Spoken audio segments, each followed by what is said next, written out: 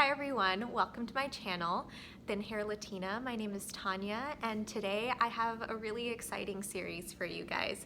So I have been wearing wigs and toppers for about a year now, and I've purchased a lot of pieces with different bases. So this is a question that if you're just starting off and you're looking into wigs or toppers or alternative hair in general, you're probably wondering, what the heck is a lace top? What is a lace front?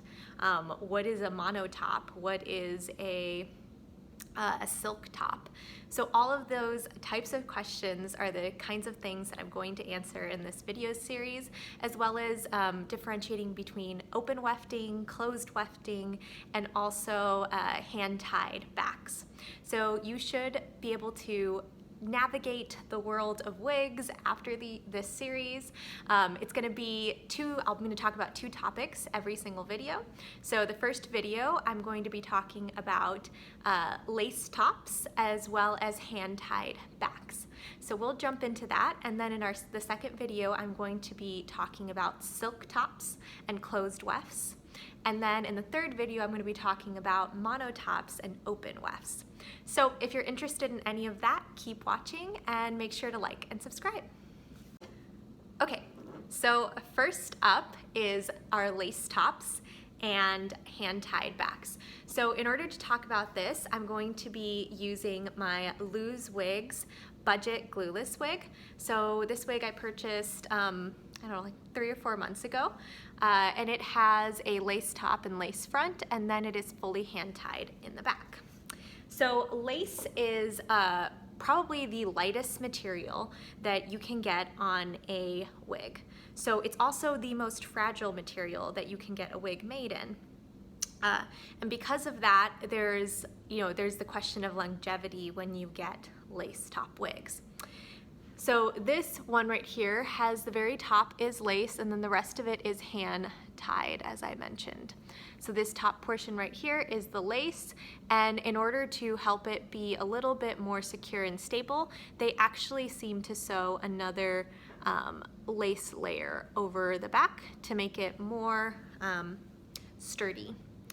But you can see here that lace can look incredibly natural, and especially at the front in the hairline, it just melts onto your hairline, which is fantastic. So if you're a person who is looking to just do a completely different color, or you're looking to make sure to hide this front area, maybe that's where you're losing the majority of your hair, I don't know.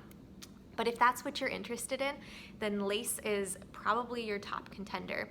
If you're also a person who's really concerned with the heat, or really wants to have a lot of movement in the hair, lace tops are great because you can really manipulate the hair, go back and forth like this as much as you want, which is not something you can do with all types of wigs. So that's important to know. If those things are your top things on your list, then lace top wigs are going to be awesome for you. So I'm going to show you this wig on. Keep in mind that I have not styled this wig. It's just been on the mannequin for a while, and I'm just going to plop it on really quickly to show you guys the hairline and the top. So it's not as perfect as if I had actually been preparing this wig to wear out. Okay, so I put my hair up in a bun, and all of my hair is pretty tight back. And now what I do is, here's the top of the wig, here's the bottom. I'm going to put my head right up here.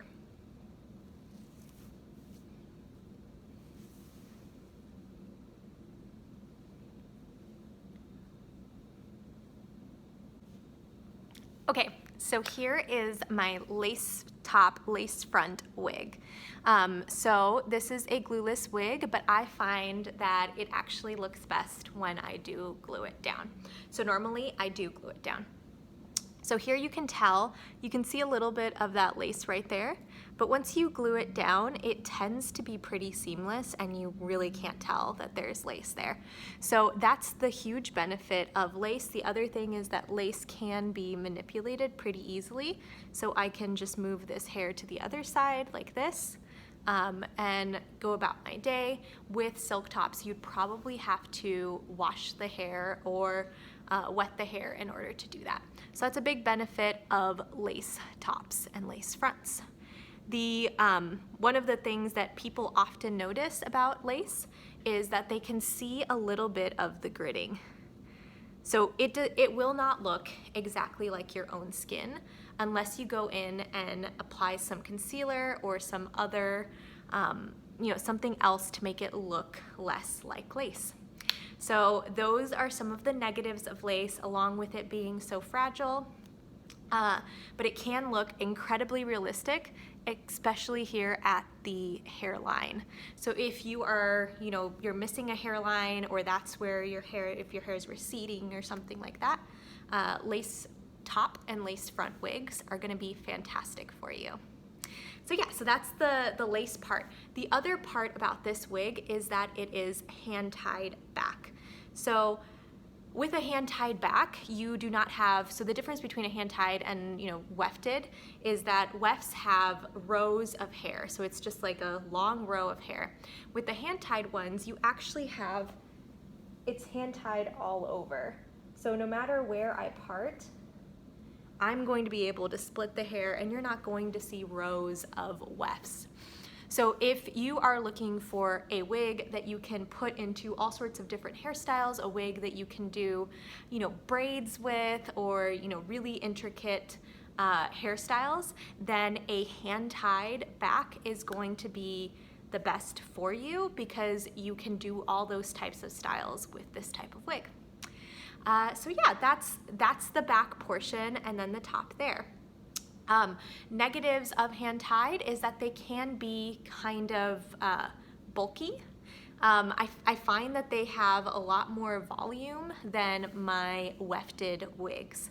So if you are, if you like a lot of volume, especially back here, and you want your hair to have a little bit more oomph, then the hand-tied ones I think are great. If you want a more laid down look, then I think wefted are great. Typically wefted are a little bit cheaper. So I would say if you don't really care about the hand-tied portion, then don't bother with it. Wefted can look just as good. You're just not gonna have the option to put it up or to braid it in as many ways as you would with a hand-tied wig. So hopefully that was helpful for all of you.